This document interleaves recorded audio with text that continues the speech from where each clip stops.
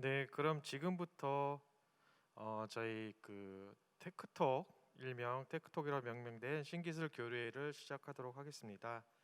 지금 코로나19로 인해 어려운 시기에도 이렇게 오프라인으로 대면으로 해서 교류 행사를 참석해 주신 참석자 여러분께 일단 감사 인사를 드리고요. 온라인으로 함께 참석해 주실 분들께도 감사 인사를 먼저 드리겠습니다. 저는 대전 테크노파크 정책기획단의 허재범입니다. 오늘 행사는 저희가 이제 대전시와 산업부에 출연을 받아서 대전 국가혁신클러스터 사업의 일환으로 하는 행사가 되겠습니다. 본 사업은 대전 지역 내 산학연관 네트워크 및 글로벌 협력과 기업 지원 사업을 수행하는 그런 사업이 되겠고요. 이 사업의 일환으로서 기업 내 지역 내에 계신 혁신기관과 기업에 계신 분들을 모시고서 네트워킹을 활성화하고 고도화하는 그런 교류회장을 마련하고자 하는 일환으로서 준비하게 되었습니다. 총 4회에 걸쳐서 진행될 신기술 교류회가 되겠고요. 지난 1회차 때는 저희가 포스트 코로나 시대의 원격 의료와 스마트 헬스케어 산업이라는 주제로 진행을 하게 되었고요. 오늘은 2회차로서 저희가 스마트 생활물류 신산업의 오늘과 내일이라는 주제로 한국교통연구원 스마트물류 연구센터의 민현주 센터장님을 모시고 저희가 강연을 듣게 될 예정인데요. 일단 제가 민현주 센터장님에 대해서 간략하게 주요 경력사항 위주로 소개를 드리겠습니다. 한국교통연구원의 현재 스마트 물류 연구 센터장으로 계시고요. 주요 활동들을 굉장히 많이 하고 계신데 다양한 활동들 중에서도 현재 국토교통과학기술위원회 위원으로 활동을 해주시고 계시고, 그 다음에 국가첨단교통실무위원회 위원, 그리고 철도산업위원회 위원, 그리고 다양한 많은 시도의 교통위원으로서도 또 활동을 하고 계십니다. 그럼 지금부터 민현주 센터장님을 모시고 강연을 듣도록 하겠습니다. 네, 센터님 앞으로 나와주시기 바랍니다.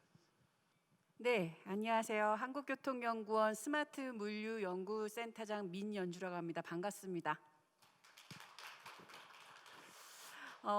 방역 수칙을 지켰기 때문에 저만 마스크를 좀 벗고, 왜냐면 습기가 차서 굉장히 어려울 것 같아서 제가 좀 결례를 범하면서 강연을 하도록 하겠습니다.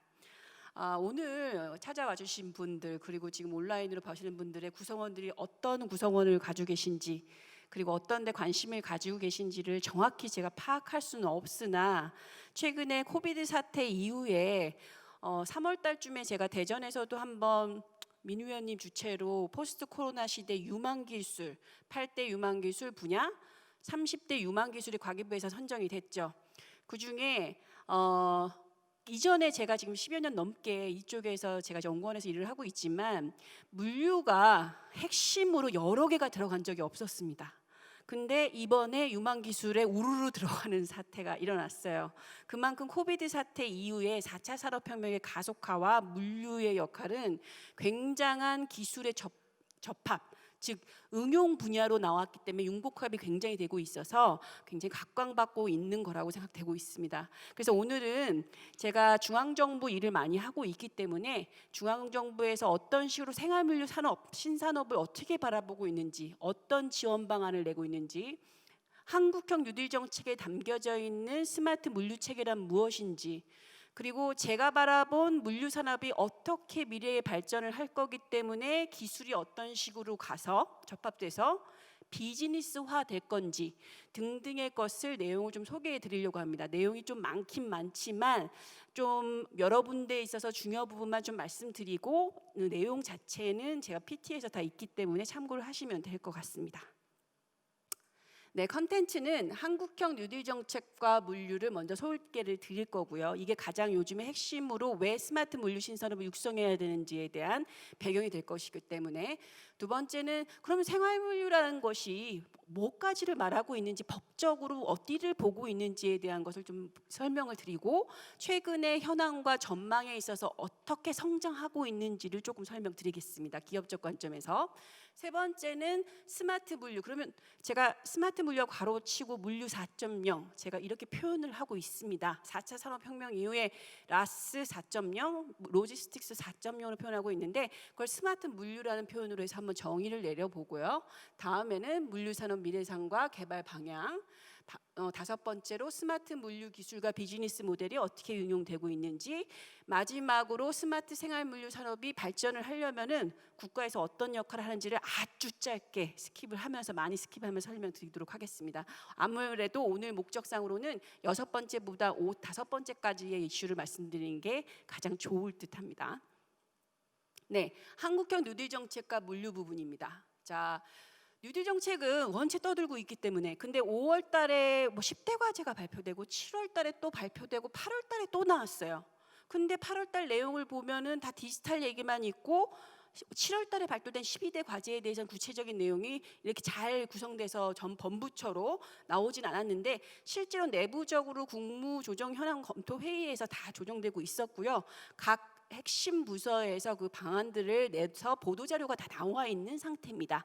그래서 그 부분에 대한 내용을 조금 최근 자료로 좀 살펴보면은, 한국판 뉴딜 정책에서 물류를 다루고 있는 것은 크게 2+1 정책 방향의 디지털 뉴딜, 그린 뉴딜, 안전망 강화, 이 세 군데에 다 들어가 있다고 보고 있습니다. 그 중에 디지털 뉴딜 중에서는 12대 과제 중에 12번째 과제를 보시면 스마트 물류 체계 구축이라는 과제가 카드가 들어가 있고요. 거기에 육상, 해상, 공공 어떻게 하겠다는 내용들로 구성되어 있습니다. 그린 뉴딜에서는 이 전기차와 수소차 보급을 핵심으로 보고 있고요. 최근에 국토부 자체 내에서는, 그리고 산자부에서 만들고 있는 부분에서도 전기차 부분과 수소차 개발하고, 특히나 생활물류 산업에서는 소형 화물차를 어떻게 전기차로 바꾸실 것인가, 그리고 배달 대행이 많죠. 지금 대전시에서도 많을 걸로 보이는데, 휘발유 위주의 이륜차를 어떻게 하면은 친환경차로 바꿀 수 있는가가 핵심 이슈로 떠오르고 있습니다. 마지막 안전망 강화 부분은 생활물류 산업에서 요즘에 가장 많이 뉴스에서 많이 보셨을 거예요. 지금 택배 노조에서 계속 언론 플레이를 하고 있는데, 원체 더 빠르게 빨리빨리를 요청하다 보니 지금 기술 수준으로서는 이 딜리버리 서비스를 감당을 못해요. 지금 다 사람 손으로 거의 하고 있다고 보셔야 됩니다. 단 신세계나 롯데 등등의 유통에서 하고 있는 장보기 서비스만이 오토메이션을 풀로 가져가고 있긴 한데, 이 부분에 있어서도 꽤나 한계가 있다. 어디서? 상하차 부분에 있어서는 사람 손을 안 탈 수가 없어서 그 부분이 굉장히 이슈가 되고 있습니다. 하지만 택배 부분에 있어서는 아시다시피 풀필먼트라고 하는 분류와 피킹과 배송 서비스가 붙은, 즉 물류와 유통이 합쳐된 그 센터와, 즉 택배 센터라고 말하는 허브에서 엄청난 속도의 입고와 출고와 분류 작업으로 이루어진, 즉 보관 작업이 없는 거죠. 이 부분에서 차이가 나는데, 센터 내는 오토메이션이 최첨단을 가고 있다고 보고 있습니다. 하지만 국산 기술이 5%도 안 되고 있는 그런 실정으로 보고 있어서, 지금의 디지털 뉴딜의 스마트 물류 체계 구축의 생활 물류 부분은 국산 경쟁력 강화와 점점 커지는 이 서비스 속도를 국가가 정보화와 기술력을 어떻게 갖추어 갈 것이며, 그거를 SOC, 즉 인프라에 어떻게 깔 것인가에 대한 것이 주요 내용으로 보시면 될 것 같습니다. 자, 스마트 물류 산업의 육성 배경을 총괄적으로 좀 살펴보면, 물류 산업은 이때까지 수출입 물류의 지원형 산업으로 많이 여겨지고 있었습니다. 지원형 산업이면 뭐냐면 제조나 유통의 거점과 거점을 연결해 주거나 스토리지를 관리해 주는 지원형 산업이었다는 거예요. 그래서 서비스 산업이죠. 근데 한국 경제가 국제 수출입에서 의존하던 그 체제를 내수 경제 활성화에 포커스를 맞추면서 넣는 게 서비스업의 각광이죠. 즉 개인 맞춤형 제품이 나오듯이 개인 맞춤형 서비스가 매우 발달될 수밖에 없는 거고, 그게 비대면 서비스라고 하는 폭발적 성장의 그 모습을 올해 많이 보신 부분이 있는 거죠. 그러한 차원에서 경제의 새로운 활력을 불러일으키는 선도 산업으로 제2의 도약 시기가 지금 왔습니다. 근데 물류 자체만으로는 아니고요. 유통과의 접합, 정보산업과의 접합이 굉장한 속도로 가고 있다고 보이고요.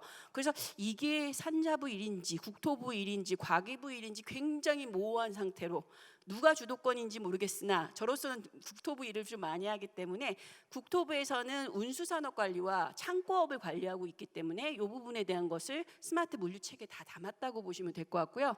그러한 상황에서의 한국판 뉴딜 정책이 제안이 됐고, 16년부터 제안됐던 7대 유망 서비스 산업, 4대 유망 서비스 산업이 계속 발표가 되고 있는 기재부에서 그중에 물류가 빠지지 않고 계속적으로 유망 서비스 산업으로 나오고 있습니다. 아이러니하게는 최첨단일 것 같은 고부가 가치의 서비스 산업이기에는 저부가 가치로 보이고요. 그 이유는 노동 집약적이라는 특성 때문에 그렇습니다. 자, 그 얘기는 서비스 산업이 발전이 하고 있는데 일자리 창출에는 탁월한 어떤 생활물류 산업이 굉장히 잘하고 있다는 얘기죠. 일자리 창출 잘하고 있는데 고급, 즉 어떠한 오토메이션이 필요한 부분에 있어서의 변화를 지금 그 생태계 자체가 가지기에는 아직 영세한 수준이기 때문에 유망 서비스 산업은 맞지만 기술력과 디지털 혁신이 굉장히 요하는 산업으로 느껴지게 보입니다. 할 일이 많다는 얘기죠. 해외 물류 정책을 좀 살펴봐도 EU의 호라이즌 2021에서 2027, LS 프로젝트, 일본의 신종합 물류 시책 대강, 독일의 스마트 서비스 월드 2025, 2030 물류 혁신 프로그램 등이 옛날에는 특히 독일이 그 유럽의 중앙을 차지하고 허브였기 때문에 모든 물류 정책에 약간 일본은 저희와 유사하고 독일께 좀 선도를 하고 있는 게 있었어요. 10년마다 발표를 하는데 10년 전 계획은 다 인프라 공급이었습니다. 네트워킹 강화고. 근데 10년 후인 작년부터 발표됐던 올해 발표된 내용은 모든 게 디지털 혁신입니다. 모든 거에 디지털이 안 껴있지 않아요. 다 디지털 혁신, 디지털화. 항만, 수로, 내륙, 수료 등등 다 디지털해서 어떻게 플랫폼 만들 것인가가 매우 핵심 이슈로 나오고 있습니다. 중국은요. 생활물류 산업 강국입니다. 저희와 못지않게 IT 강국이면서 생활물류 산업이 아주 저변에 국민 생활에 아주 잘 장착되어 있기 때문에 저희보다 더 앞서서 택배법이 따로 있을 정도로 관리를 하고 있고요. 물론 사회주의 환경에서 더 가능했던 부분도 있지만 그 부분에 있어서는 굉장히 저희보다 빨리 법제도화되고 기술은 정보화에 꽤나 오랫동안 투자를 했기 때문에 이 플랫폼 시장이 강세를 보이는 생활물류 산업조차도 굉장히 서비스가 좋은 형태의 알리바바, 징동 등등 여러 개 회사가 굴제 회사들이 그 소비 파워를 기반으로 해서 굉장히 큰 파워를 보이고 있는 것이 중국 시장으로 볼 수 있습니다. 자, 그래서 4차 산업혁명 융복합 기술 추세 가속화로 물류 산업의 패러다임 전환이 매우 촉진되고 있는 실정이다라 볼 수 있고요. 그래서 저희가 전통적 물류를 봤을 때는 대상이 B2B 위주의 제조 수출 기업을 위주로 하고 있다면 융복합 물류에서는 B2B 플러스 B2C의 국민생활 편의지향 내수를 지원하는 게 좀 더 강화되고 있는 추세고, 서비스 자체는 분업적으로 조달, 보관, 운송 등이 분업화돼서 느리게 움직일 수 있었습니다. 오죽 이렇게 생각해 보시면 돼요. 해운은 해운 물류를 대표적으로 보시면 천천히 바다를 건너오면서 스토리지를 하고 있는 거예요. 그 물류가 가장 돈을 벌 수 있는 물류였다면 지금은 내수 경제 강화가 되다 보니 서비스 자체가 융복합 및 디지털 전환으로 플렉서빌리티가 굉장히 요하는 물류 체계가 각광을 받고 있다. 그리고 그게 결과적으로 수출입 물류까지 영향을 주고 있는 추세다라고 보시면 될 것 같아요. 당연히 기술적 관점에선 노동력 기반에서 IoT, AI, 빅데이터 등 기반 스마트 물류 체계로의 전환이 가속화될 것으로 보입니다. 향후 2021년 내년부터죠. 저희가 국가물류 기본계획을 지금 저도 수립하고 있는데 거기서 10년간의 계획을 살펴보면 이러한 신기술, 융복합, 디지털 혁신을 기반으로 한 신산업 성장이 지속될 것으로 예상되고요. 전통과 신산업의 물류시장 간 경쟁 및 협업이 매우 증대하는데 갈등도 굉장히 심할 것으로 보이고 있어서 즉 기술을 만드는 제공하는 자와 기술을 받는 수요 시장 간의 갭과 그 갭과 서비스를 요구하는 국민이나 화주들의 갭이 굉장히 큰 격차를 벌리면서 지금의 화물 시장이나 물류 시장의 고령화 속도나 서비스가 노동 집약적으로 되어 있는 부분이 어떻게 격동을 하면서 바뀔 수 있는 기간이 바로 2021년에서 약 10년간 굉장한 파동을 겪지 않을까라고 예상이 되고 있습니다. 자, 그래서 결과적으로 지속 가능한 상생 산업 생태계 확립 등 사회 안정화라는 것이 이슈로 나올 수밖에 없다라고 예측을 하고 있습니다. 자, 코로나 사태를 좀 살펴보면, 근데 제가 이 슬라이드를 만든 게 올해 3, 4월에 만들어서 하단 부분에 있는 이 급변하는 물량의 증폭은 코로나, 즉 마스크가 동이 났을 때의 그때의 상황이라고 이해해 주시면 됩니다. 자, 지금 그때보다는 약간씩 다 수요가 줄긴 했어요. 안정화가 돼서. 하지만 그 전에 원래 성장 속도가 굉장히 빨랐으나 더 빨라진 거는 사실이고, 다시 원상태로 돌아간 게 아니라 좀 더 두고 봐야 되지만 저희 업계에서는, 즉 전문가들은 벌써 익숙한 서비스는 변하지 않는다고 생각합니다. 이유는 뭐냐면 저희 고령의 어머님도 온라인으로 장보기를 시도하셨기 때문에, 그리고 그 시간에 나가지 않으시고 운동을 다시 대체하시는 형태로 가신다는 것이 생활 패턴까지 바뀌는 부분에 대한 것이 이슈가 되고 있다는 거죠. 그래서 짧게 살펴보시면 코로나19 사태로 폭발적으로 증가하는 온라인 수요와 비대면 물류 서비스 수요 증대가 굉장히 잘 되고요. 대체로 택배가 한 20% 증가했다고 얘기하고요. 2월과 12월과 뭐 4월 사이의 부분을, 그리고 그 배달 물류 같은 경우 17% 정도. 근데 솔직히 배달은 요즘이 더 급증하고 있는 추세이기 때문에 원래 급증하는 추세에 더 탄력을 받은 상태고, 사람을 못 구해서 서비스를 제공하지 못해서 맨날 그 많은 부분의 온라인 수요를 수렴하기 위한 소상공인들의 피해가 좀 있는 정도까지 나오고 있는 상태입니다. 즉 말해서 많은 수요가 있는데 공급이 부족한 상태죠. 그리고 이것을 공급이 부족하다는 얘기는 인력으로 안 된다는 얘기거든요. 그러면 인력이 안 되는 부분을 어떻게 대체할 수 있는가에 대한 이슈가 되고 있고요. 신산업 부분이 특히나 이 배달 플랫폼 시장에서 배달이란 말을 했지만 쿠팡과 CJ의 영역이, 또는 배민은 정확히 물류기업은 아니고요. 직경을 가지고는 있지만 저희는 보통 메시코리아 같은 부릉, 초록색 간판 다루는 부릉, 이런 쪽 생각대로라고 하는 데가 주로 주선을 플랫폼식으로 하시고 라이더들을 모아서 하시는 케이스인데, 이 부분이 B2B까지 가능한 부분이 있고, 대도심 제로와 또 탄소 제로존이 생길수록 협업 관계에 이를 수 있는 케이스가 굉장히 많아서 신산업 부분에 새로 등장하는 이제 저 배달 대행을 물류 서비스, 그 생활 물류 서비스 산업 발전법에서도 인증 체계로 업을 하나 인정하는 추세로 가서, 지금까지는 업으로 인정된 부분이 없었는데 그거를 법제화하는 그 상황도 지금 발현되고 있습니다. 그래서 비대면 빠른 배송 서비스 수요로 제조 유통 물류 산업 간의 경계가 무너진 산업 구조가 매우 변화를 하고 있고요. 디지털 경제 가속화, 온라인으로 재편되는 유통 산업과 제조nghiệp 공급망 다변화로 신규 창업이 굉장히 증대하고, 스타트업이 지금 기술업을 다 포함해서 스타트업이 거의 몇 배속으로 늘고 있는 그런 추세를 보이고 있습니다. 물론 근데 저 자본이 낮은 상태에서의 좀 들락날락하는 부분이 많지만, 꽤나 배달 대행 부분이나 뭐 전기 이륜차 기술 공급이라든지 화물용으로요, 이런 부분에 대한 늘어나는 부분은 꽤 있다고 생각되고 있습니다. 그리고 그러니까 자동화, 오토메이션 부분에 물류 쪽 자동화하는 기업들이 출하액 자체에서 증가 추세와 개체 수가 늘어나는 것은 확연하게 보이고, 다만 그 사업 출하액 자체, 그러니까 한 기업당 사업 출하액을 봤을 때는 점점 줄고 있습니다.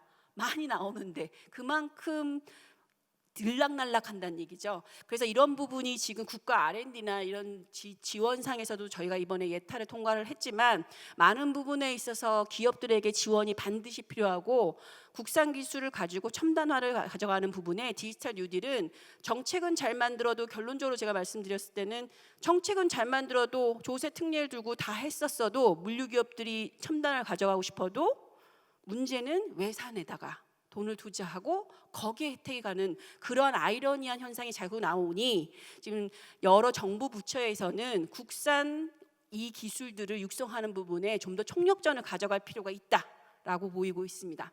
뭐 그런 부분 좀 더 뒷부분에도 설명이 들어가 있으니까요.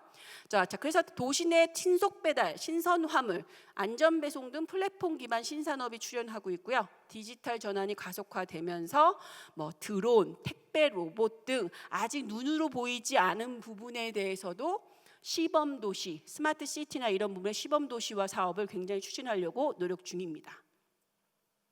자, 생활물류 범위입니다. 생활물류는 일반 물류에서 다루는 소화물이라는 특성이 있고요.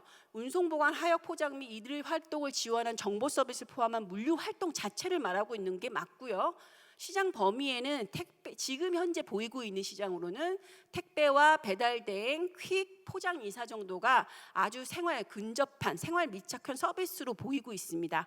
근데 법 자체에서의 포장 이사가 일반 화물 운송 시장에 있어서의 구분이 굉장히 어렵기 때문에 지금 추진하고 있는 법에서는 택배 배달 대행 퀵에 대한 것을 생활물류 범위로 놓고 업종화하는 것을 지금 검토 중에 있는 것으로 알고 있고요. 생활물류 시장 부분 성장 부분을 보시면 국내 택배 등 생활물류 B2C 시장은 전자상거래 발달로 인해서 연평균 07년부터 18년까지 연평균 11.4% 성장입니다.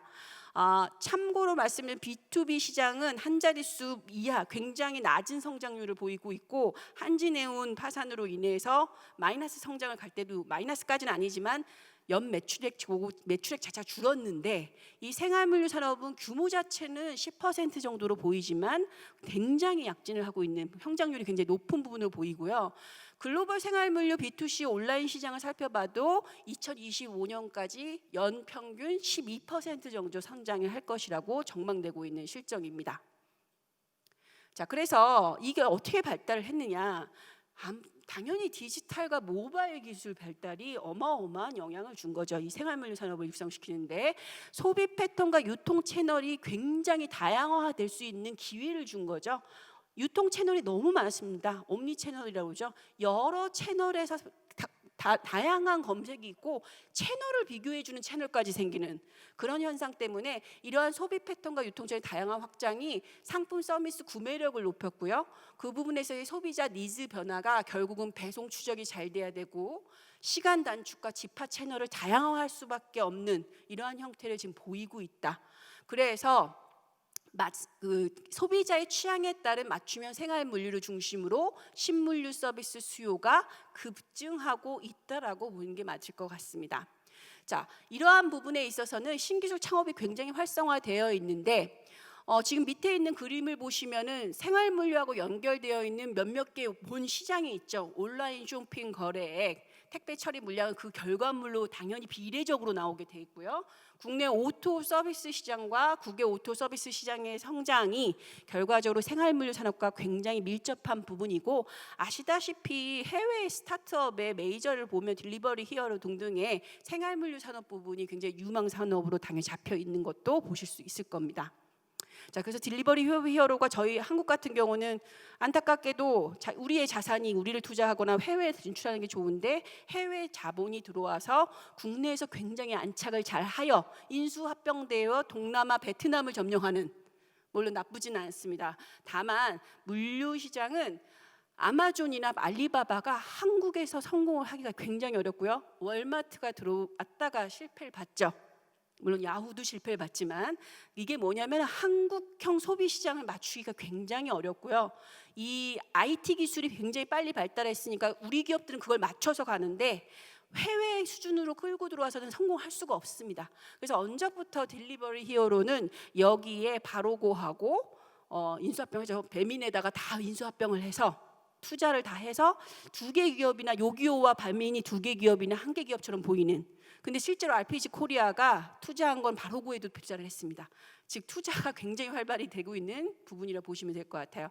자, 그래서 아마존, 알리바바 등 플랫폼 기반 서비스 경쟁력이 강화되면서 기술 업체를 오토를 인수하고 키바를 인수하고 로봇 기술을 인수를 하고 구글이 공간 정보를 가지고 경쟁력을 가져가는 부분에 있어서 자율주행차를 하듯이 알리바바는 커넥티드 카에 전장비 서비스를 넣으면서 핀테크와 즉 결제와 모든 것을 차를 통해서 한다는 거에 물류 파트까지 넣어서 배송 기록을 지적하는 이 모든 거에 데이터 기반으로 한 그 인수 합병이 이루어지고 있고요. 대표적으로 아마존 같은 경우는 키바의 인수고 알리바바 같은 커넥티드 카에다 투자를 굉장히 많이 하는 것을 볼 수가 있습니다.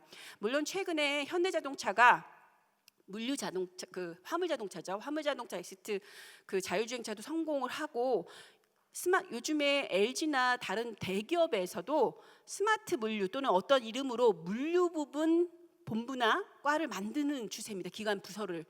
이 부분은 단순히 B2B나 어떤 옛날 기존 전통 물류의 기능만 생각해서는 나올 수 있는 부분이 아니고요. 자, 여객, 즉 사람의 서비스를 두 가지 관점으로 보고 있는 거죠. 사람이 이동하는 서비스와 그리고 화물이 내게로 오는 서비스. 이것을 어떻게 차량으로 하는 것에 대한 모든 것을 하고 있는 추세다. 연구하고 있다. 굉장히 고무적인 일이라고 생각이 듭니다. 자, 그래서 유통기업은 구매력 기반, 구매력 있죠. 결국 온라인이든 오프라인도 구매력이 있고 그 인포메이션을 굉장히 잘 가지고 있는 유통기업의 사업의 다각화 일환으로 물류에 진출을 하고 있고 플랫폼 구축해서 물류 서비스를 제공하고 배송을 위한 물류 시장에 진출하는 게 대표적인 게 아마존, 알리바바, 쿠팡, 최근에 네이버도 물류는 아닙니다. 근데 플랫폼 자체로 해서 3PL, 즉 CJ나 대표적인 기업들에게 아웃소싱을 하고 있지만 제가 이제 세종시에 살고 있는데요. 마켓컬리도 그렇고 다들 물류 솔루션 파트를 자회사화 시키거나 굉장히 신경을 쓰고 있어요. 근데 이게 오늘 온라인으로 방송이 돼서 좀 그렇긴 한데 제가 전문가로서 느끼는 거는 서비스가 불편이 없어야 되거든요. 물류 서비스는.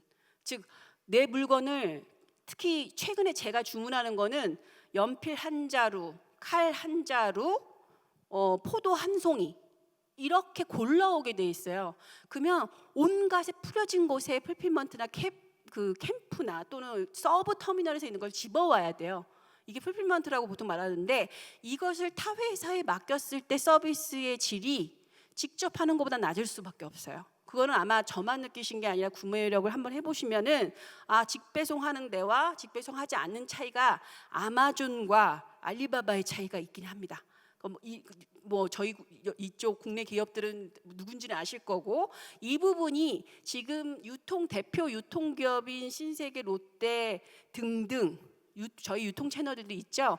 여기가 지금 장보기의 한계를 넘기 위해서 어제인가 이미 롯데에서 데이터로 승부를 보겠다고 발표를 했죠.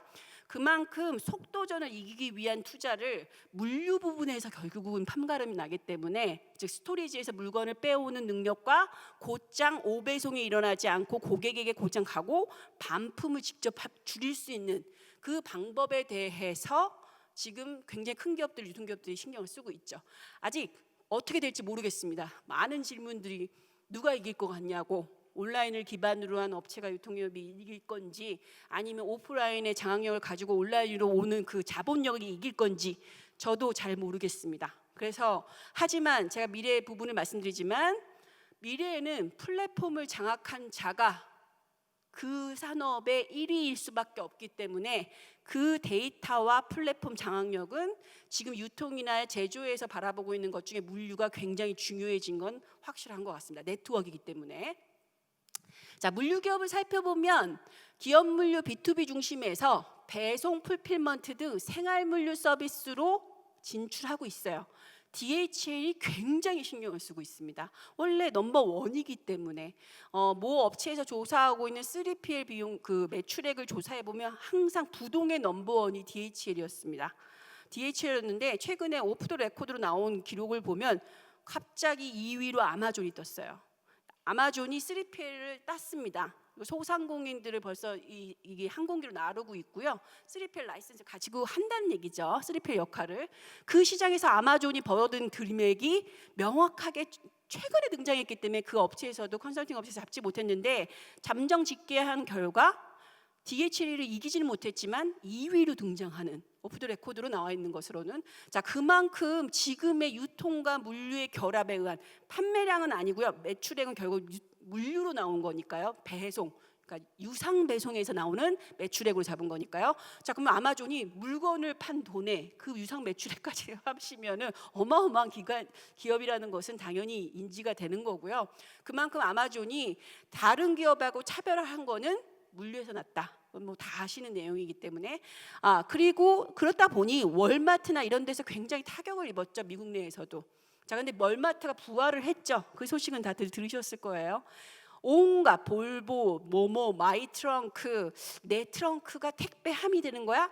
등 온갖 방법을 생각했습니다. 이것도 다 물류입니다. 배송을 어떻게 할 것인가에 대한 극복 방안을 어떻게 가져갈 것인가. 코스코도 그 굉장히 오프라인의 강세를 굉장히 잘 되고 있죠. 온라인몰을 오픈을 했죠. 멤버십으로. 자, 이거를 어떻게 계속 가져갈 건지 저도 흥미진진합니다.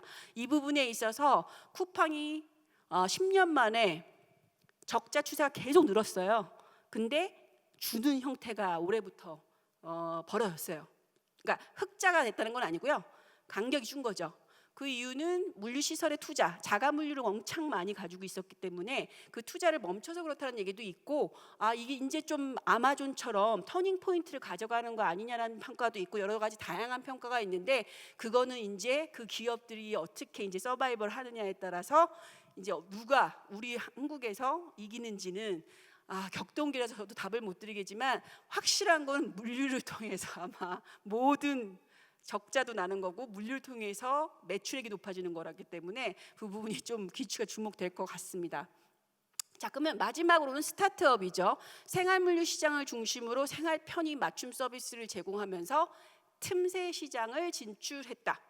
즉 자동차가 접근하지 못하는 곳에 이륜차가 들어가는 거고, 또는 드론이나 택배 서비스 로봇을 가지고 어떻게 하는 거에 협업 프로그램이 향후 나온다든지, 이런 부분에 단순히 물건만 하지 않고 사람도 딜리버리가 될 거고, 이 시장은 무한대로 저자본으로 확대될 확률이 높습니다. 노동 기반이기 때문에 노동 집약적이라서 이 부분이 굉장히 문제가 될 것 같아요. 나중에 지금 보시면 이륜차 다니면서 안전사고 문제도 굉장히 신경 쓰이는 부분이 있는데, 이 부분이 결과적으로는 저는 소비자는 모르고 사람이 오는 걸로만 알고 있으니까요. 이게 결과적으로는 여기 나오는 신산업들은 다 플랫폼 사업들이거든요. 여기 시장이 어떻게 갈지도 굉장히 유치가 주목되고, 한편으로는 큰 기업이 인수합병 할 거라는 얘기도 있고, 유통기업이나 지금의 플랫폼에 택배 시장에 있는 기업들이 한다는 얘기도 있고, 유통시장이 한다는 얘기도 있고, 또는 역으로 협업을 할 거다라는 얘기도 있기 때문에 이것 쪽도 다이나믹하게 변할 것 같습니다. 자, 그래서 최근에 뉴딜 정책이 발표되고 나서 국토부에서는 생활물류 산업 발전 방안이라는 것을 발표를 했습니다. 안타깝게도 굉장히 빠른 속도 이 발전 방안이 나오다 보니 지역 거점에 있는 그 도시 첨단 물류 시설이라든지 이런 부분이 반영이 좀 미흡한 부분이 있습니다. 대부분이 폭발적 수요가 수도권 지역에서 나오기 때문에 구리, 화성, 의정부 이커머스 물류단지 조성이나 도심 배송 지원 시설 30개소 이상 확충, 전국 수산물 콜드체인 인프라 구축 등등이 주요 내용으로 인프라가 있지만 3기 신도시 K물류 시범도시 조성 등등이 다 수도권 근처라 가지고, 이 대전 지역에서도 택배 허브라고 불리는 곳이 대전 지역인데 스마트화 부분에 대해서는 한 번 더 생각을 할 필요가 있지 않나.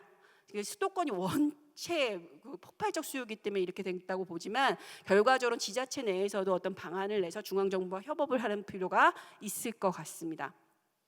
그 다음에 농수산물 온라인 거래 플랫폼 구축, 첨단물류 R&D 추진. 첨단물류 R&D 추진은 참고로 말씀드리면 고부가 가치 융복화 물류 배송 인프라 서비스 혁신 기술 개발 사업이 예타를 올해 통과를 해서 약 7년간 정부 출연금 1,000억 원 정도가 일단 국토부에서 국토부 단독으로 나오고, 제가 알기로는 산자부의 서비스 로봇 부분과 과기부 데이터 부분 등등의 협업 방안을 만들어서 생활물류 산업 부분에 대한 투자가 꽤 정부 R&D로도 지금 예정이 되어 있기 때문에 그 내용들은 한번 살펴보시면은, 또는 저한테 연락을 주시면 제가 개략적으로 공청회나 이런 데서 잡힌 윤곽으로는 설명드릴 수 있을 것 같습니다.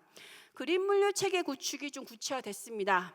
제가 2009년 때부터 그린물류, 녹색물류, 온실가스 감축 이행 방안을 직접 했는데요. 물류 부분은 굉장히 어려운 부분입니다. 화물 시장은 특히나 전기차, 수소차 바꾼다는 게 쉽지가 않고요. 그 이유는 개인 차주가 너무 많습니다. 이게 기업이 몇백 대를 수용하고 있어서 그 기업에게 기업의 사회적 책임을 물린다면 좀 쉬운데, 화물 운송 시장이 자체적으로 개인 차주, 1인 차주가 많기 때문에 그 영세한 시장에 갑작스럽게 모든 것을 바꿀 수가 없는 실정이죠.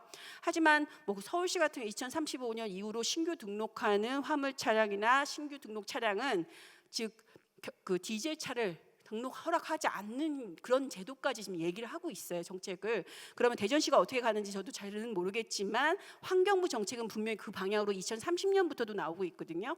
그래서 그렇게 됐을 때의 대체 수단 개발이 굉장히 문제죠.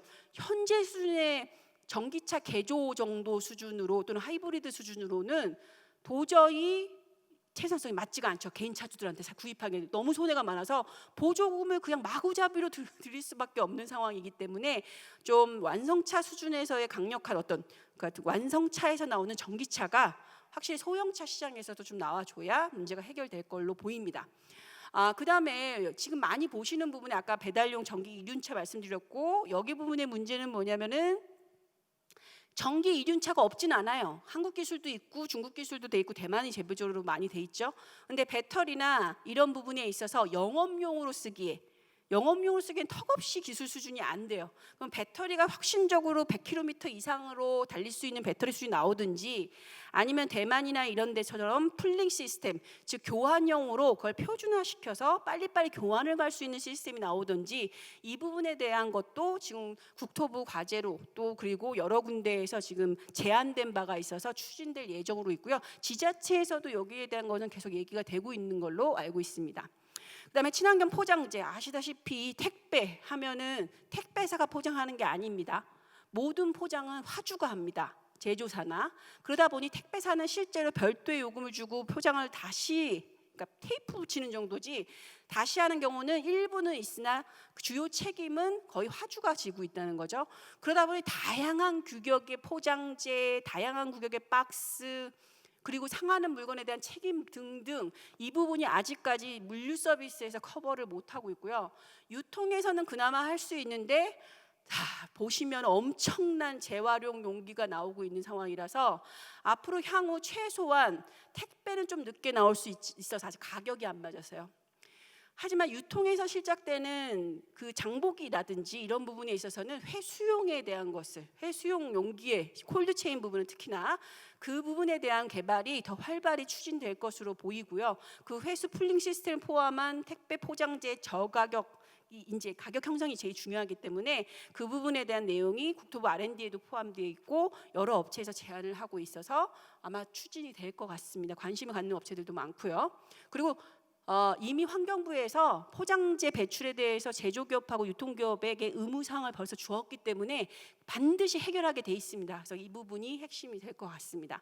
나머지 사람 중심 산업 생태계 조성으로 해서 기술과는 좀 약간 무관하지만 이런 식의 산업 발달이 되다 보니 종사자 여건이 힘들고 하는 부분에 대한 생태계 조성을 위한 산재보험이라든지 안전망 구축 강화를 위한 부분에 표준계약서 실태조사를 추진한다든지, 생활물류법을 제정하고 유망 스타트업 패키지 지원, 입지 규제 개선 및 산업 생태계 마련을 위한 규제 개선 내용이 생활물류 산업을 타겟으로 전반적인 뉴딜 정책에 국토부와 관계부처, 그 해수부와 농림수산부 등등이 다 협조하는 상태에서 발표되었습니다. 그래서 이건 참고로 보시면 될 것 같고요. 자, 그러면 스마트 물류로 넘어가죠. 제가 생각하는 스마트 물류란, 물론 제 개인적인 의견은 아니고 여러 석학들의 논문과 이것저것 살펴봤을 때 정리를 좀 해보면, 산업이 융복합되는 추세는 저보다 더 잘 아실 거고, 3차와 물론 물류 산업에서 4차 산업혁명은 기존의 제조업에서의 스마트 팩토리로, 그러니까 제조업에서의 4차 산업혁명과의 시기도 약간 차이가 납니다. 참고로 보시면 이해되시겠지만, 하지만 맥락은 거의 비슷하다고 보이시고요. 특히 센터 내에서의 4차 산업혁명의 초연결, 초지능화되는 부분은 스마트 팩토리와 굉장히 똑같다는 얘기를 많이 하세요. 실제로 겹치는 부분도 많고, 그래서 그 부분은 참고로 보시면 될 것 같고, 다만 제가 조금 더 첨언을 하는 부분이 초연결 초지능화는 맞아요. 근데 왜냐하면 물류는 네트워크니까요. 물류는 네트워크이고 굉장히 빠른 속도로 가야 되는데 플렉서빌리티가 돈 버는 핵심입니다. 그러면 지능화돼야겠죠. 그럼 초연결되는 네트워크 사대에 지능화가 되는 게 핵심인데 그게 왜 일어나느냐?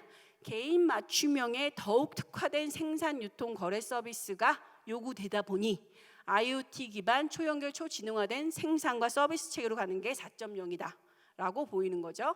이건 제조에서도 많이 말을 하고 있는데 개인 맞춤형을 서비스 산업에서는 원래 그게 부가가치를 창출해 주는 겁니다. 서비스 산업은. 근데 이 개인 맞춤형이 굉장히 어려워지고 있다는 거죠. 물론 생산도 배치 사이즈 1 또는 최근에 표현을 배치 사이즈 1이라는 표현보다는 저는 배치 사이즈 1으로 가져왔지만 매스 퍼스널라이제이션이라는 표현까지 쓰면서 변화를 하고 있더라고요. 그 부분이 확연해지는 거죠. 퍼스널라이제이션을 하는데 매스 대량으로 어떻게 가져갈 것이냐, 3D 프린팅이 과연 우리에게 대량을 줄 수 있느냐 등등의 실제 구현되는 구체적인 의구점이 나오기 시작하면서 많은 대안들이 출현을 할 걸로 보이고 있습니다. 자, 그래서 물류 4.0의 진화 과정의 끝단을 보면 한 2020년 이후부터로 보이고 있고요. 4.0은 아직 올해부터 시작된다고 전 세계적으로는 얘기를 하고 있고, 물류는 그 IoT 진화에 의한 초연결 초지능화된 작업 서비스다. 창고, 로봇, 자율주행 등의 보급에 의한 인력 저감이 있고 공급망 전방이 초연결된 물류 체계, 물류 혁신을 통해 기술 집약적 산업으로의 진화. 그럼 지금까지 노동 집약적 이 산업 생태계를 어떻게 그럼 일자리를 잃어가는 겁니까라는 우리 흔한 4차 산업혁명을 얘기하면서 하는 모든 거. 서비스 산업이다 보니 사람으로 의존할 수밖에 없는 것도 사실이었거든요. 그런데 이런 추세들은 다 지금 사회 경제적 변화를 보시면 이쪽 부분에서도 오토메이션이 없을 수가 없구나. 이 부분에 있어서도 그거는 좀 보실 수 있을 것 같아요. 자, 그러면 4.0의 특징을 보면 2020년 이후 IoT 진화에 의한 작업 및 서비스의 효율적, 당연히 효율이 나야겠죠. 돈을 벌어야 되니까. 근데 여기서 핵심은 플렉서빌리티일 것 같아요. 유연 물류 체계, 시공간 제약이 없어야 된다는 거죠. 개인 맞춤형으로 서비스를 맞추다 보니 시공간에 제약이 없는 전략이 다 나오고 있다는 거예요. 옛날에 그 코비드 사태 이전에는요, 저희 이 다음 그 PT에서 보시면 내용상에 여기 보시면은 물류센터 관리 보면 4.0으로 진화할수 no warehouse but fulfillment okay라는 표현이 있습니다. 제가 요거를 항상 제가 만든 건 아니고 이제 자료집이 있는 건데, 자, 요 부분이 당연한 사실이었습니다. B2B도 웨어하우스는 더 이상 주지 않을 거라고 예측됐어요. 스탁을 최소화시키고 움직이면서 관리하고, 풀필먼트는 팔기 위한 사는 거죠. 빨리 보내기 위해서. 아까 잠시 설명을 드렸지만 택배는 분류하고 곧장 보내는 거, 남의 물건을 벌써 의뢰받은 거예요. 그래서 지역과 지역 간의 이동을 위해서 차에서 내려가지고 지역 분류해가지고 쏙 다음 차 타서 가는 게 택배라면, 풀필먼트, 아마존 같은 데는 어떻게 하냐면은 일단 빅데이터로 가장 지역별, 연령별 모든 분석을 해서 구매력이 높은 거를 미리 사죠. 미리 사서 다 창고에 넣습니다. 그리고 나서 그날 이 길 M사 같은 경우는 11시까지 주문, 뭐 C사 같은 경우 12시까지 주문을 다 받아주죠. 하물며 당일날 주문하는데도 그날 오는 경우도 있어요. 럭키백송 같은 경우는. 자, 그게 다 정보화 시스템을 굉장히 잘 해놓은 상태에서 사람들이 다 픽업하고 있습니다. 다들 끌차를 딱 끌고 다니시면서, 지금 아마존도 실제로 키바를 보여주고 있지만은 예를 들어서 뭐 10개 센터가 있으면 한 개 있을까 말까 한 상태고, 사람 손이 가장 정확해요. 너무 원바이 원픽이고 그 물품이 너무 다양하다 보니 보관 창고 내를 구경해 보시면 굉장히 재밌어요. 보관 내 렉에 박스들이 이렇게 조금씩 다 있는데 거기에 굉장히 많은 물건들이 섞여 있어요.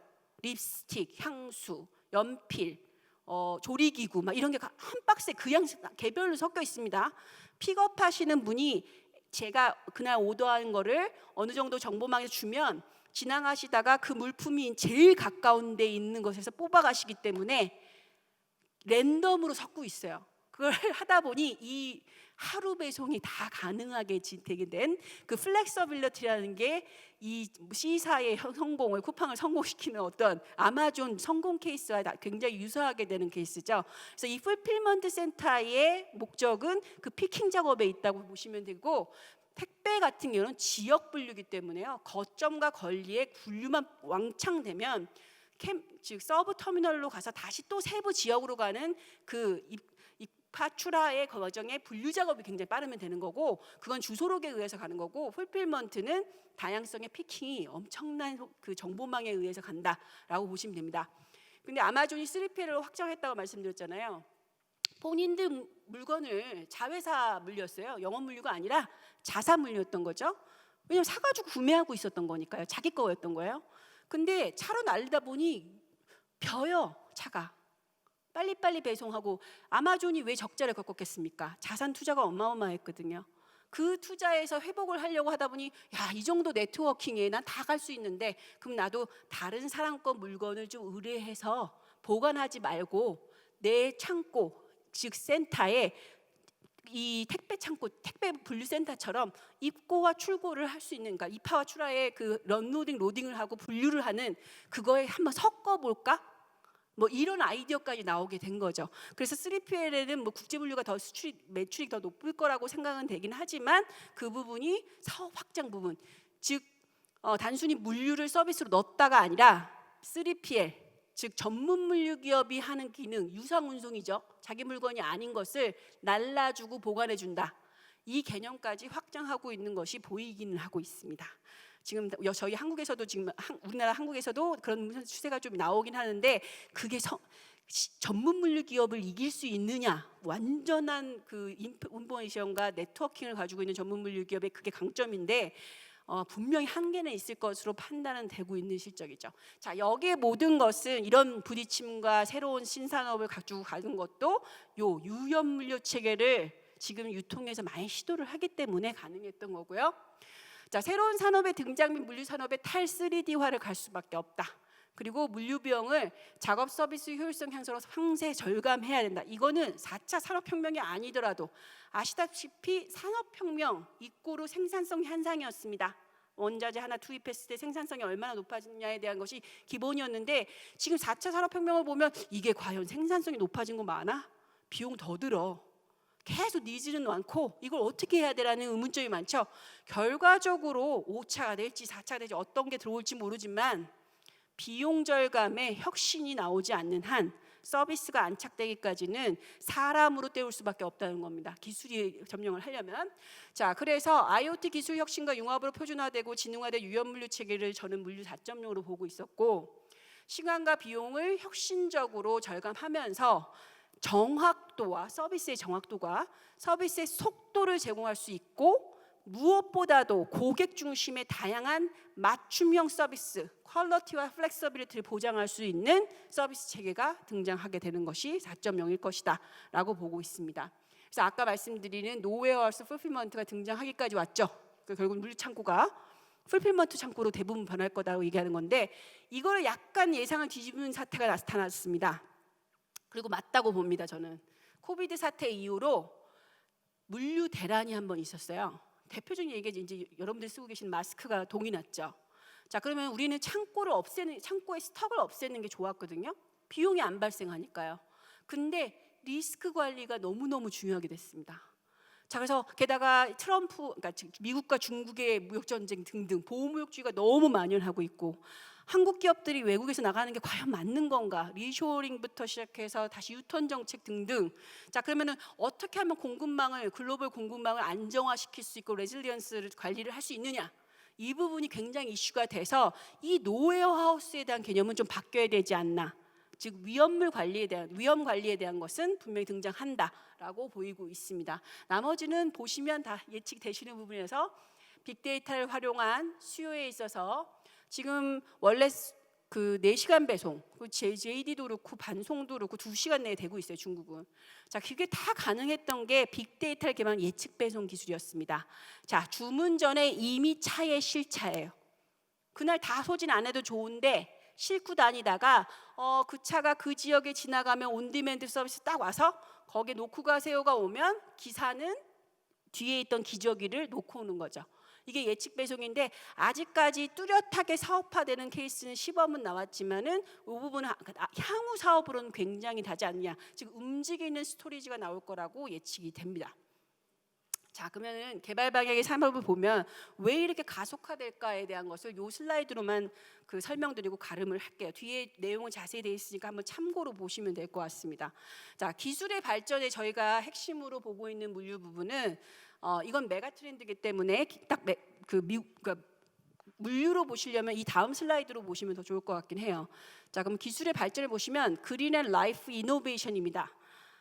삶의 질이 중요성이 강조되다 보니 당연히 그린이라는 이슈는 나올 수밖에 없고, 고령화되다 보니 친환경 소재에 좀 더 몸을 건강하게 하고 나의 삶의 질에 뭔가 사회에 기여할 수 있는 부분에 대한 것은 이슈가 될 것이다. 그리고 기술 융합, ICT 융합, 초연결, 초지능은 기본적 기술 발전의 트렌드일 걸로 보이고, 빅데이터 디지털 혁신 시대와 자동화 및 유연화 기술의 확대, 자원 확보 기술, 의료 기술 발달로 인한 의료 물류, 실버 로지스틱스 등등의 이슈가 나온다고 보고 있고요. 사회 구조 변화의 대표적인 이슈는 고령화. 이 고령화가 바로 코앞에 왔습니다. 물류산업도. 화운 시장 자체에서도 큰 대형 트럭부터 이제 좀 점차하면 용달이 더 심하긴 하지만 60세 이상이 나올 경우도 있어요. 지금 에버리지 평균 연령이. 그러다 보니 이 부분에 사람의 인력에 대한 것은 분명히 문제가 될 것으로 보입니다. 인력 문제로 갈 것으로 보이고, 외국인 노동자도 허용이 안 되는 상황이기 때문에 꽤나 많은 인력난을 볼 것이다라고 보고 있고요. 도시화로 인한 메가도시 확대가 되죠. 대표적인 예고 이제 구글 시티를 보시면은 2050이나 이 부분에 구글 시티가 초고층화, 이 밑에 지하화를 꾸미는 그 미래 트렌드도 나오고 있고요. 화물은 밑으로, 화물은 지하로, 위에는 농경과 사람의 삶을 가질 수 있는 부분으로 이제 형상화돼서 막 나오고, 드론이 날아다니고 개인 파브 같은 내 PM, 퍼스널 모빌리티가 움직이는 형태를 많이 보이고 있죠. 여기에 화물은 내가 알 수 없게 내 집 앞에 올 수 있는 형태의 것이 모든 것이 출현하고 있는 것을 보이고 있습니다. 그래서 그런 부분이 메가시티 도시 확대 부분이 있을 거고, 지역 간 이동은 하이퍼루프 같은 게 그렇게 나올 수밖에 없죠. 지역 간 이동이 있으나 메가 도시화로 인한 이 부분과 지역 간 이동은 분리해서 기술 개발의 트렌드가 나올 거라고 보고 있고요. 개인 권한 확대, 소셜 미디어 등의 변은 더 설명드릴 필요가 없을 것 같고, 경제적 양극화 심합니다. 이거는 뭐 전반적인 메가 트렌드이기 때문에 저희도 핵심이 저는 정부 정책을 하다 보니 도서 상관과 도시 내에 지방과 또 서울 간에 서비스 격차가 나는 부분에 있어서도 양극화가 있다는 거죠. 그래서 이런 부분에 있어서, 그리고 신산업 부분과 구산업 간에 서로 굉장히 넘어가는, 결국은 신이 구가 될 건데요.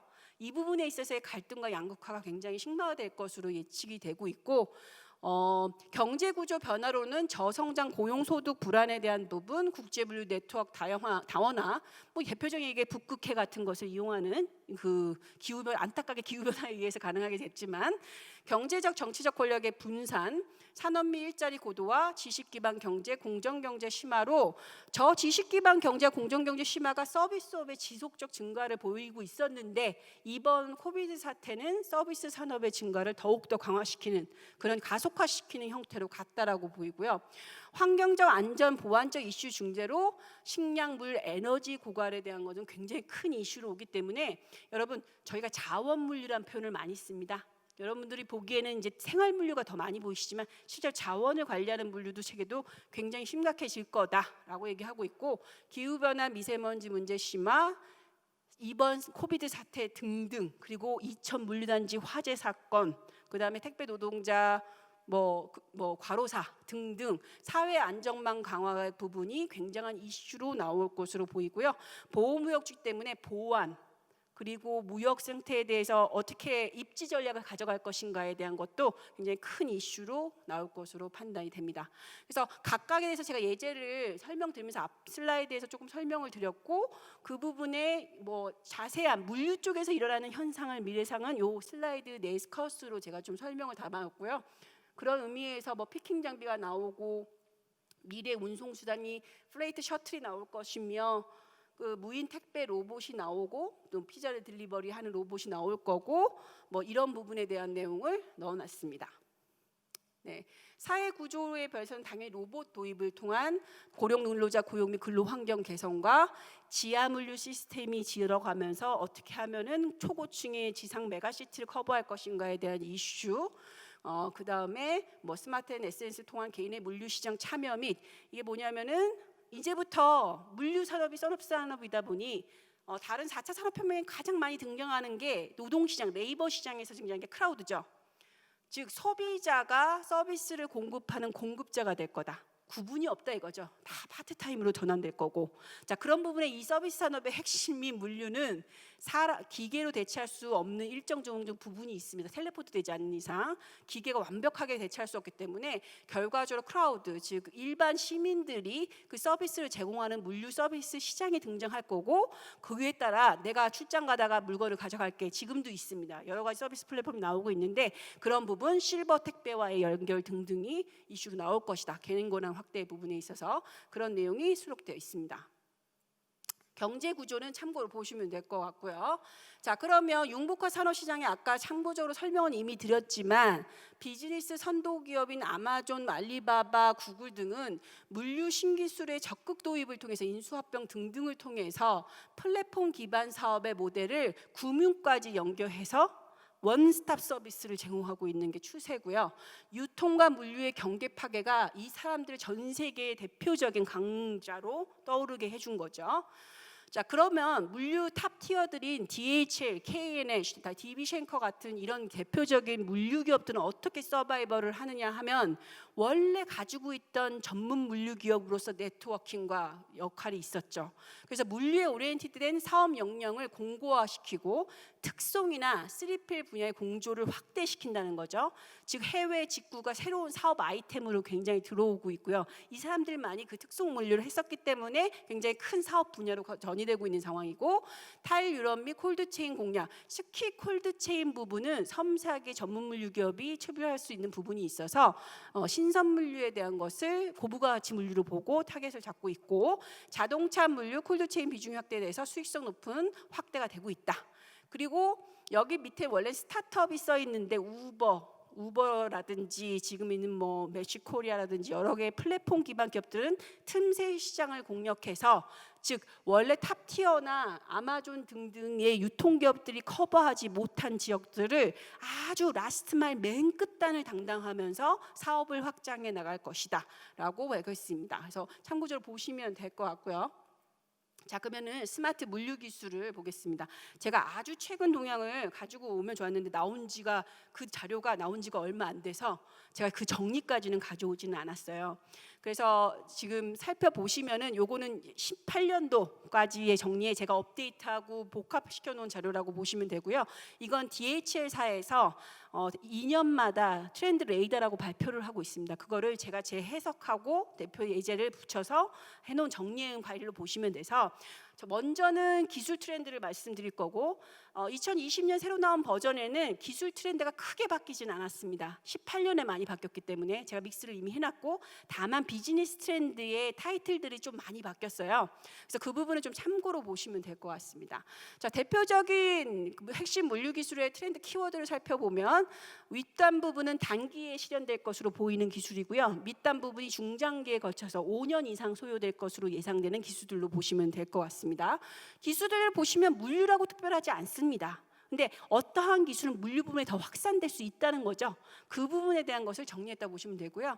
증강현실, 빅데이터, 클라우드 물류, 사물 인터넷, 저비용 센서 기술. 원래 저비용 센서 기술이 등장을 안 했다가 다시 또 등장했습니다. 전도 역시 저비용이 핵심인 것 같습니다. 모든 거의 센서를 얼마만큼 로우 프라이스로 공급할 수 있느냐가 지금 IoT 모든 기반이 될 것 같기 때문에 다시 2020년, 18년에 다시 등장한 그 키워드라 볼 수 있고요. 로보틱스의 자동화도 여전히 가고 있습니다. 그래서 이 단기적으로는 이게 큰 이슈로 보이고 있고, 장기 방향을 했을 때는 생각 좀 이상하실 거예요. 블록체인이 왜 장기야?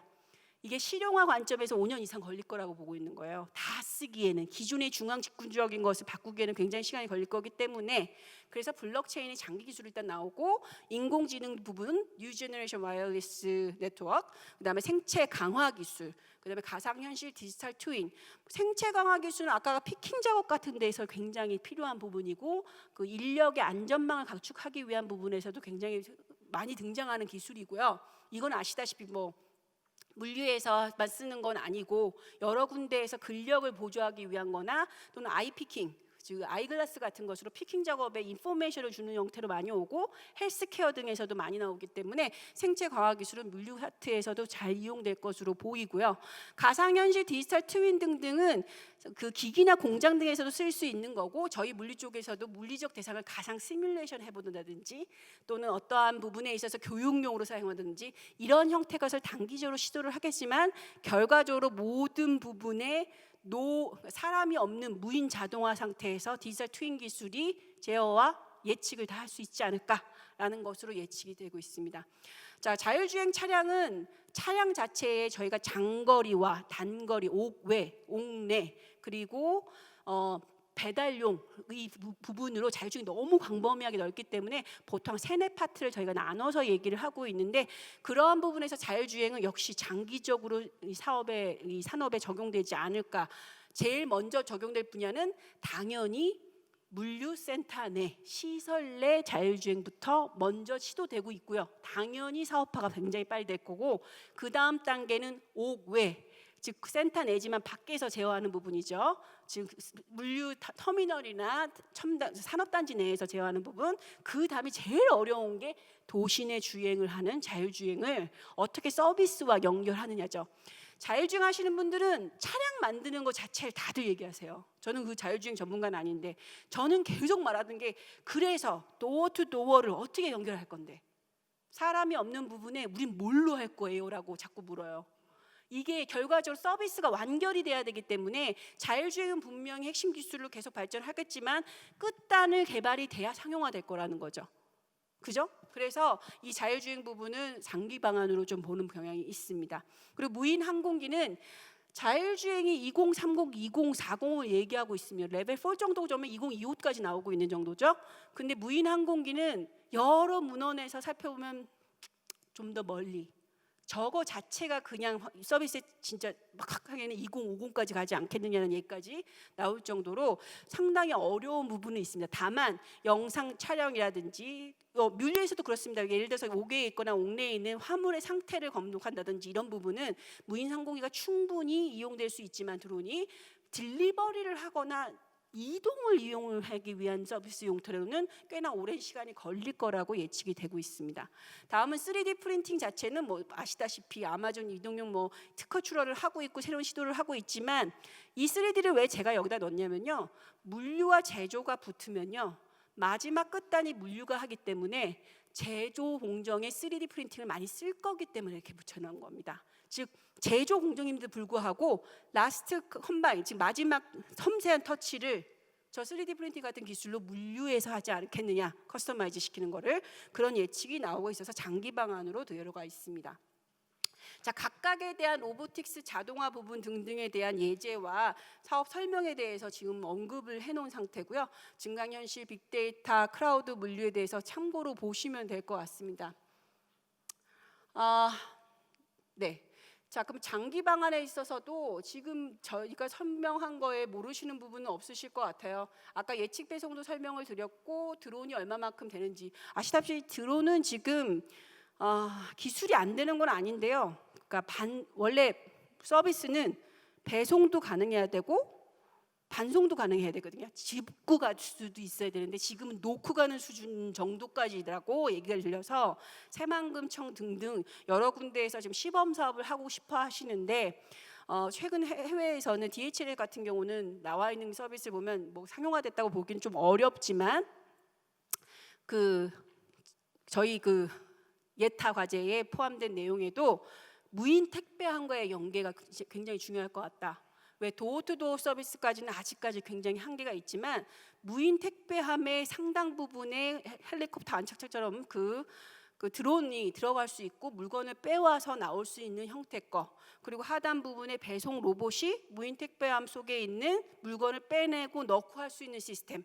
근데 무인 택배함은 용량이 한계가, 지금 있는 무인 택배함 형태면 용량이 얼마 없잖아요.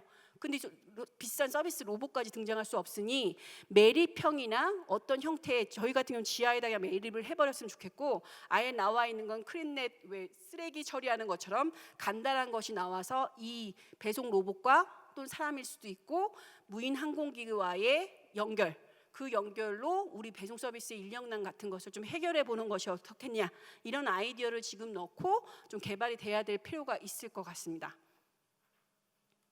자, 그 다음에 이제 비즈니스 모델입니다. 아무래도 오늘 오신 분들은 비즈니스 모델을 더 익숙하지 않으실 것 같아요.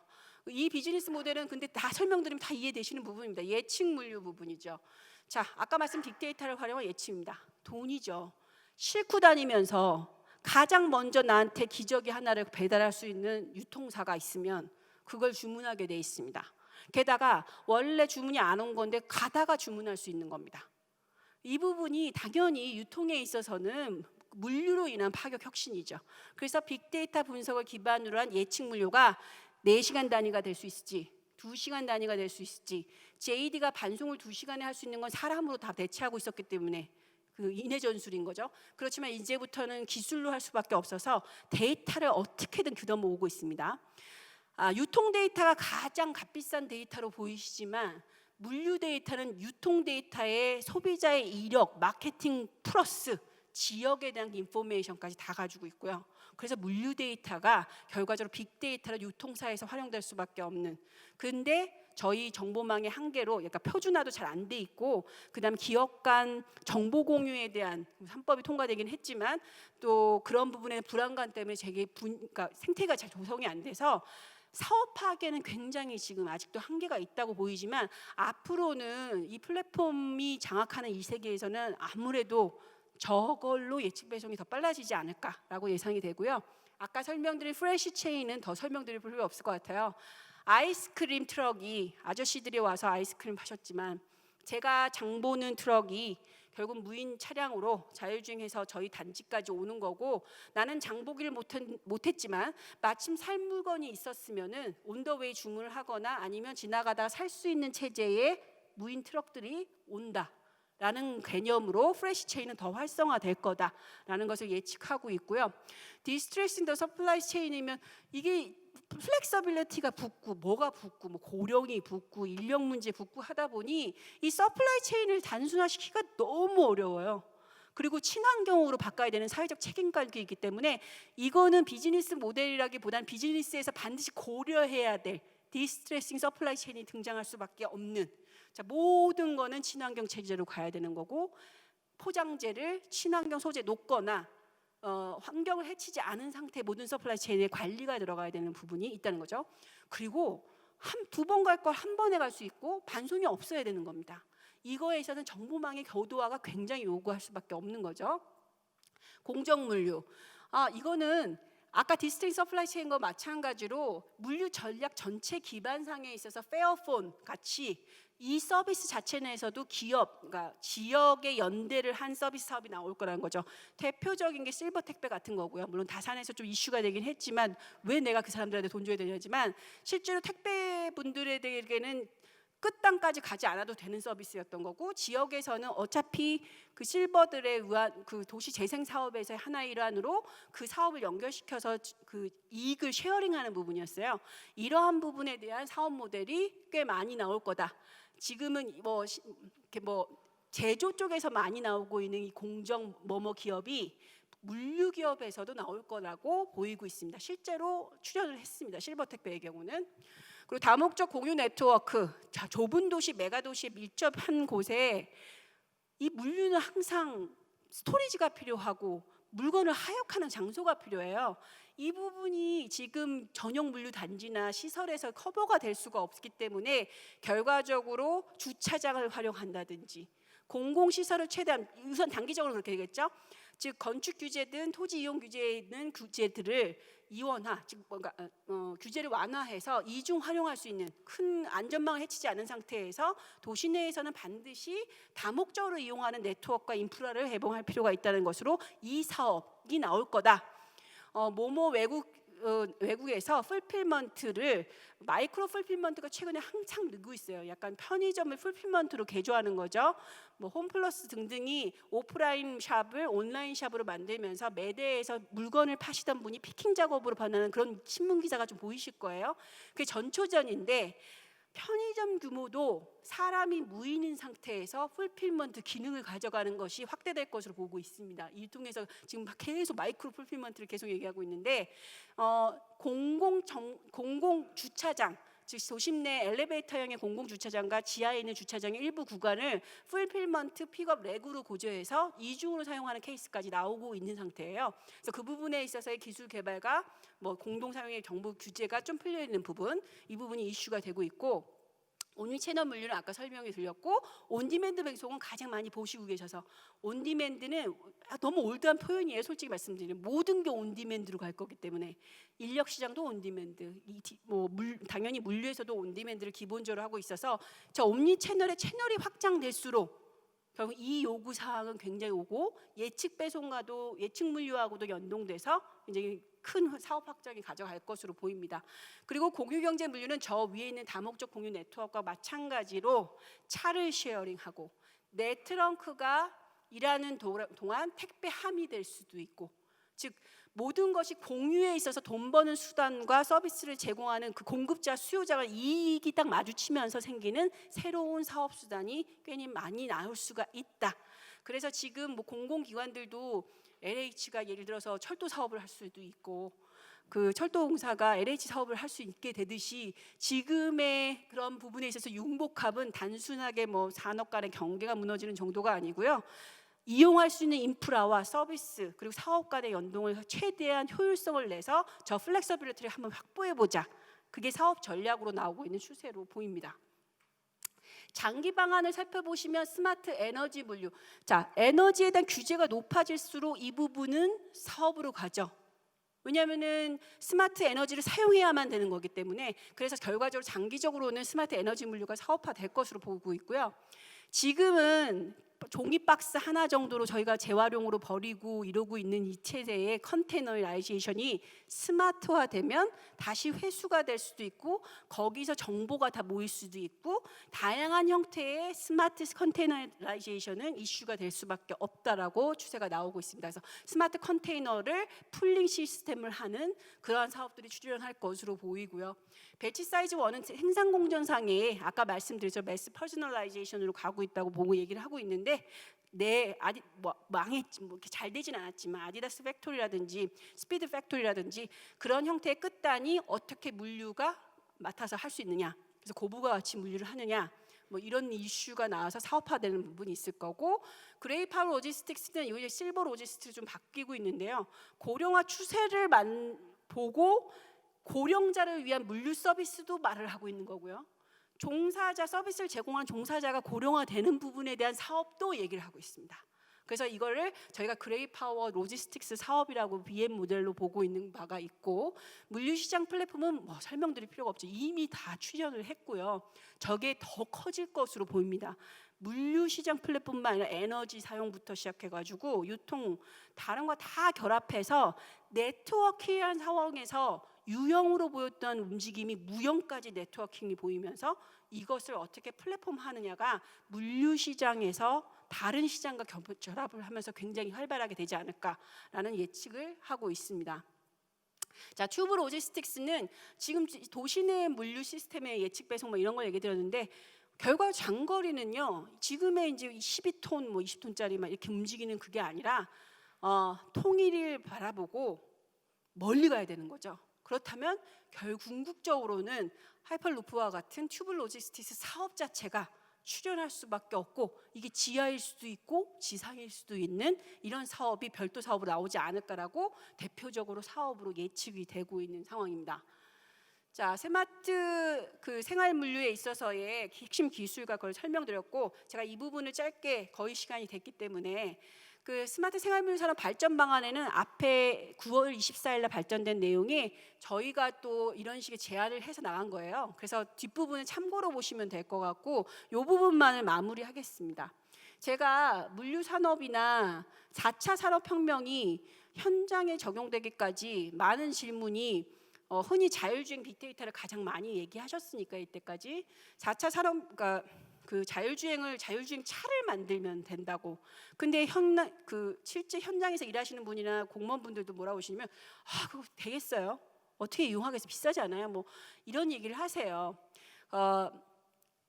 그게 이제 그러니까 받아들이기의 문제인데 여러분들 다들 구글 시티는 현상이 좀 다를 수는 있지만 일어날 거거든요. 드론도 활성화될 거고 다 될 겁니다.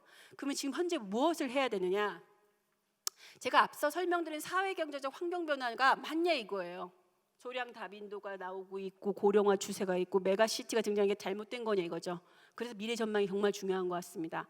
이러한 전망에서 이러한 고객 맞춤형 서비스 요구가 더 강화될 수밖에 없다는 게 이것이 만약에 이 지자체에서나 중앙정부에서나 그 재원을 가지고 정부 정책을 결정하시는 분들이 보셨다면 신산업이 등장하는 부분을 막으면 안 됩니다. 물론 구산업과의 조화를 권제 조건을 해서 지금 자가용 택배 배송이 실제로 아리송하고요. 될 수 있나? 이게 기술인가 싶지만 이게 결과적으로 예측 배송으로 갈 거예요. 그리고 아까 말씀 다목적 네트워크로 내 개인 사유물이 물류 서비스의 유상으로 사용될 수 있는 한계를 넘어버린다는 거죠. 사업으로 이어진다는 얘기입니다. 근데 그 사이에 한국의 지금 법률과 규제를 보면 꽤나 타다법 등등 신산업이 접근하기 어려운 부분이 있습니다.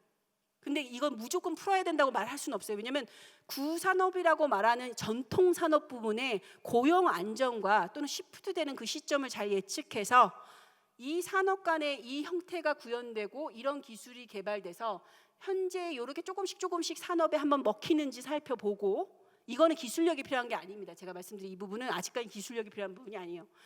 분명히 사람은 모자라게 되고 고령화되고 인력난이 진행된다면 서비스가 없어질 수는 없으니까 이걸 대비해서 기술은 투자를 기반으로 하고 경쟁력을 갖추되 산업적으로 딱 드론이 뜨기 위해서는 규제 개선과 샌드박스가 반드시 필요한 거죠.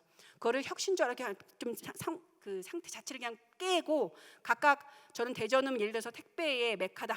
또 수도권은 자꾸 가져가는 것도 많긴 하지만 인천은 뭐다. 뭐 어디 지역은 에너지 스마트 슈퍼그리드 물류다. 울산은 그렇다. 이런 부분의 지역 자체의 어떤 특성화된 시범 사업들 스마트 시티하고 연결시키셔서 이 부분의 규제 개선을 시범적으로 굉장히 잘 가져가면 이 산업 자체에 대해서 기본적인 안전 중심, 인간 중심, 4.0 일자리 전환 그리고 친환경, 혁신적 생산성을 갖춘 기술 개발의 경쟁력을 갖춘다면 구현되는 모습이 우리가 지금 투자하고 있는 이런 혁신성장 인간 중심 물류 4.0 미래가 가능하지 않을까 그렇게 생각이 됩니다. 이상으로 프레젠테이션 마치겠습니다. 감사합니다.